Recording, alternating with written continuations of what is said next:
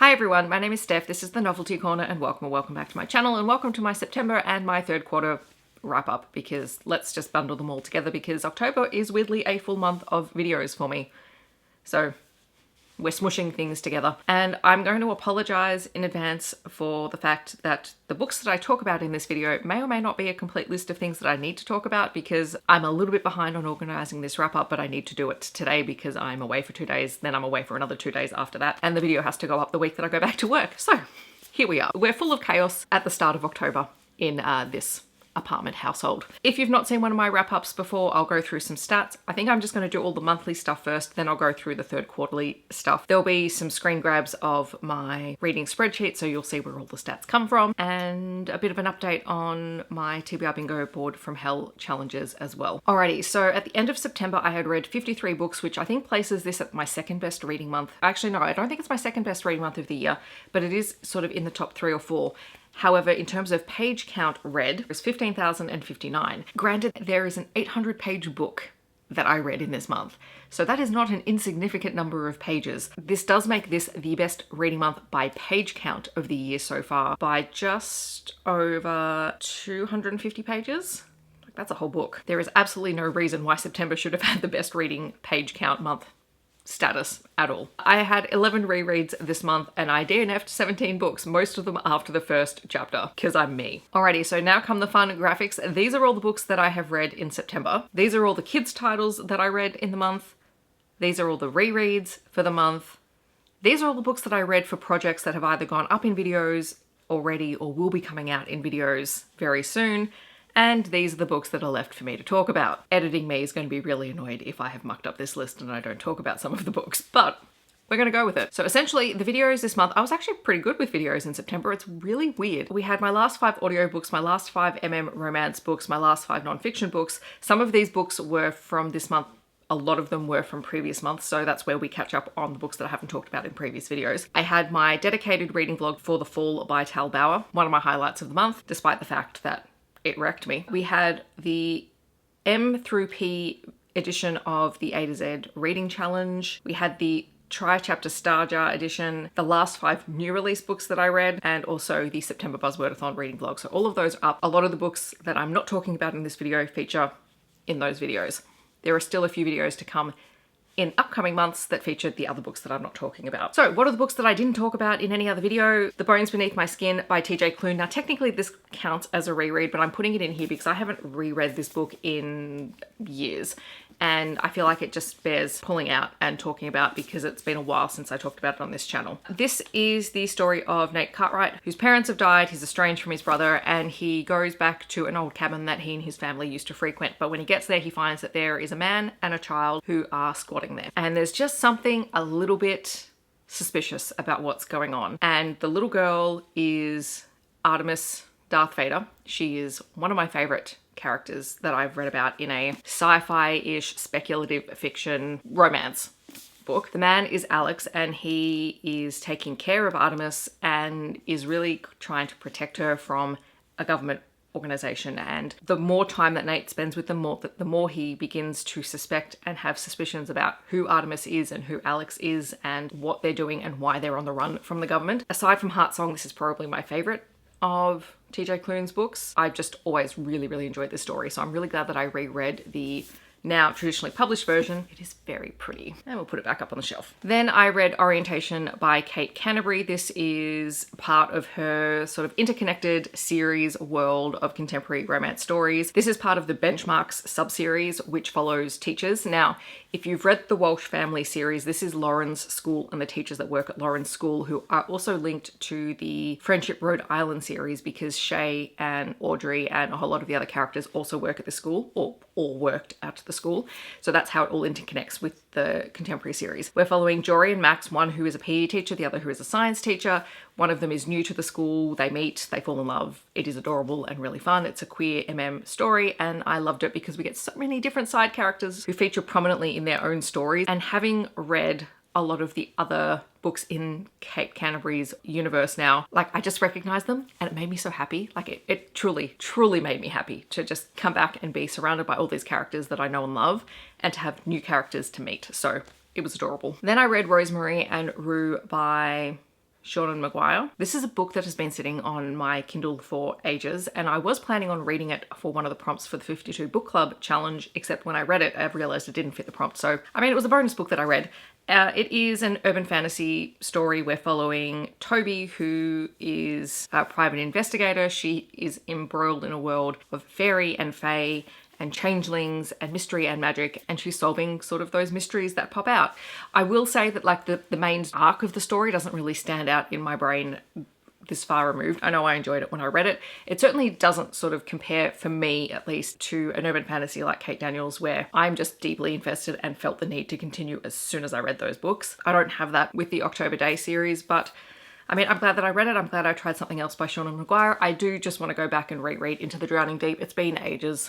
I need to do it. Then I read A Spindle, Splintered by Alix Harrow. I actually had this as an audiobook out from Libby. This is a story that is a play on the Sleeping Beauty trope. Our main character, Zinnia, lives in our world. She is living with a disease that will ultimately kill her. She's not expected to live past her very early 20s. And that date comes up. She's having her birthday, and on that birthday, she happens to have a surprise party thrown for her by her best friend. And there is an authentic spindle there. And she pricks her finger on it and wakes up in a parallel world where she's met by someone who represents Sleeping Beauty from the stories that she's known. She recognizes that they are living out sort of the dying girl trope.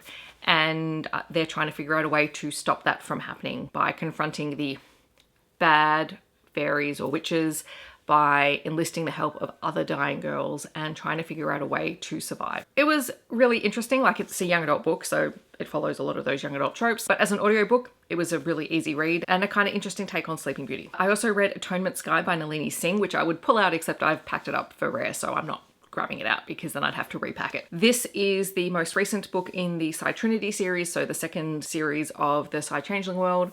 And I enjoyed being back in here. We're following Adam, who is the wing leader of a Falcon Changeling pack, and Illyri, who is a Justice Psi. So we've encountered the J Psis before, but we're getting a lot more information about them and the fact that J Psi do not tend to live very long because they are often exposing their minds to the darkest, depravest things that people do, because their power literally means that they can go into people's heads and pull out the truth of their actions. And they work in the justice system, so they've seen horrible, horrendous things. And it's talked about how many J Psi actually choose to end their lives earlier rather than going mad, because basically by constantly doing this, they're eroding at their own personal shields.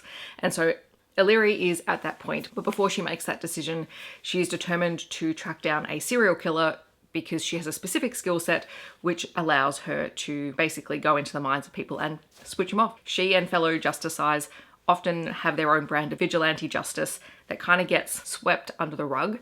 People kind of know that they do it, but they also don't acknowledge that it happens. Illyri is kind of at breaking point, but this investigation causes her to cross paths with the Falcons and with Adam, who she has a prior history with. She was present at the case of his parents' murder. She was a junior Psi. She wasn't actually in charge of anything, but she knew that there was a miscarriage of justice and she didn't say anything, and so he's kind of held that against her, and it's their relationship as they rebuild trust from there. They try and figure out a way to help Illyri and all the other J Psi from further deterioration of their mental shields. So I enjoyed being back in the world. I mean, it's just a very comforting world for me to be in now. And there's always little cameos from other characters from the other books, and that makes me happy. It doesn't take very much to make me happy in a romance book. And then finally, the last book I'm going to talk about is Love at Second Sight by F.T. Lukens, which is a YA queer story. We have Cam and Mateo. I feel like this is F.T. Lukens' most recent release because I've read another book by them before, and it was really fun. Like, for a YA book, it was highly enjoyable. I was listening to the audiobook for it, and we are following a teen who unexpectedly develops the abilities to see the future and is so clairvoyancy. And in their very first vision, they see the murder of a girl that they don't know. Their clairvoyancy is activated by touching other people, and usually what they see is they're in the perspective of the person of the vision that they're seeing.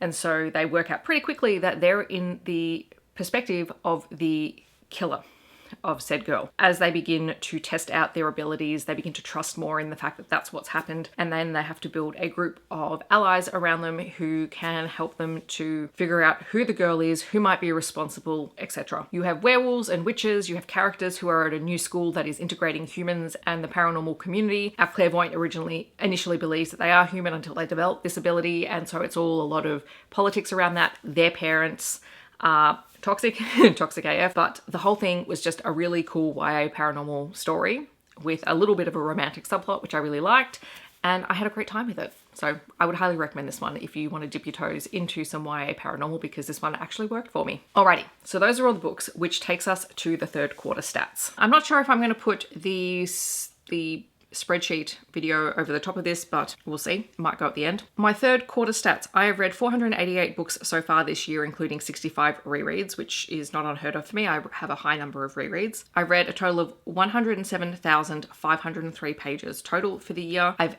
DNF'd 83 books, which do not count in any of those other totals. My most read genre is romance with 244 books, which is basically 47% of my overall reading. If I break down that romance subgenre, contemporary romance, I've read 85 books, or 37.3% of my romance reading is contemporary romance. I've read 59 paranormal romance books, which accounts for 25.9% of my romance reading, and 43 hockey romance books, which accounts for 18.9%. So that's my top three subgenres. None of that should be shocking to anybody. In terms of my savings for the first 3 quarters of the year, through using my local library service through Libby, I have saved $1,024.91. Basically, all I do to find the total of that is if I am listening to an audiobook or reading an ebook, I find whatever the most common retail price is for the version of the book that I'm reading. So I get the recommended retail price for the audiobook or the recommended price for the ebook. So with my KU savings, I do exactly the same thing. I take what would be the price of purchasing the book for my Kindle, and then subtract all of my Kindle payments for the entire year. So I have already recouped all of the, I think I talked about in one of my last videos, I've recouped all of the cost of paying for Kindle Unlimited for the entire year already. So now I'm in surplus. I have saved $377.78. I've read a total of 69 Kindle books through Kindle Unlimited over the course of the year. And then my ARC, or my review copy, so any books that are sent to me for review, I have saved $1,735.05. So that's a lot of savings, despite the fact that I have also paid a significant amount of money for books. So at least I'm reading a lot. In terms of my Read What You Own challenge, my physical books are currently sitting at 23 physical books left to read on my physical TBR. I've been to rare now, so that's a lie. But that's okay, that's a stat we'll fix next time. I am also down to 240 ebooks that are unread on my devices. Next year I will include my audiobook numbers, but I wasn't tracking them at the start of the year, but now I have a tracker for them, so that will be a next year thing.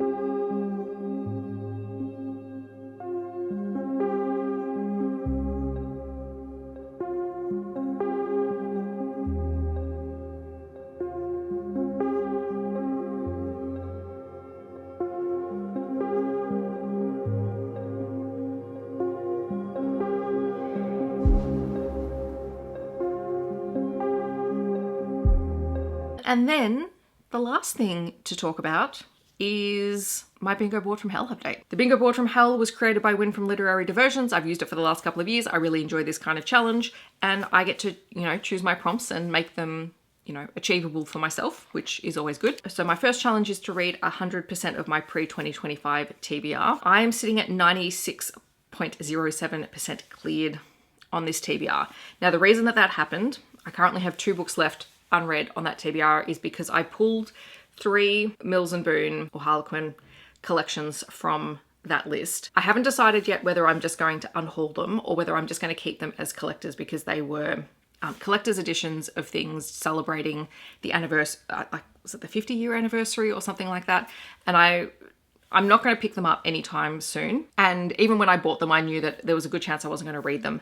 But I really loved the idea of them, and I think I'll probably keep them with my mass markets as you know, a collector's thing. And then if I feel like it, come back to read them. I don't really know at this point that I could just unhaul them and give them to other people, but they've come off that TBR. I have the challenge to read 75 audiobooks, but I'm not including any of my Kate Daniels rereads because, let's face it, I reread Kate Daniels a lot, so this number would be much higher if that was counted. But I'm currently sitting at 73 audiobooks read for the year, so I'm nearly done. I have completed 11 of my try a chapter videos so far. I have 2 more planned. I will get over 12 before the end of the year. I have had no change on finishing or catching up on my series. I just didn't complete any series, but I have made progress in terms of reading down some books, but just none completed. I completed my monthly TBR. I read pretty much everything, and I think I only had 1 DNF from the list. So 80% completed. I am currently sitting at 64 middle grade or young adult books out of my attempt at 50. So next year I'll be upping this probably to 75. I've read 88.58% of my 2025 physical TBR. So I'm currently